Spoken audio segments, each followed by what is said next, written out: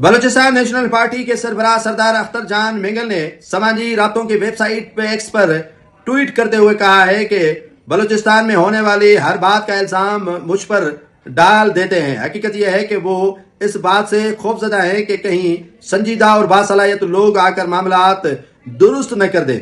ان کا کہنا ہے کہ کیونکہ ایسا ہونے سے ان کی اپنی اہمیت اور تنخواہیں دونوں ختم ہو جائیں گی۔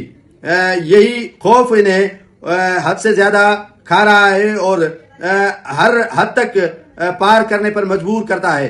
میں ہر مسلمان کے لیے دعا کرتا ہوں، خصوصاً آپ کے لیے، کہ اللہ آپ کو شرم و حیا نصیب فرمائے، آمین۔ یہ کہنا ہے سردار اختر جان مینگل، جو بلوچستان نیشنل پارٹی کے سربراہ ہیں۔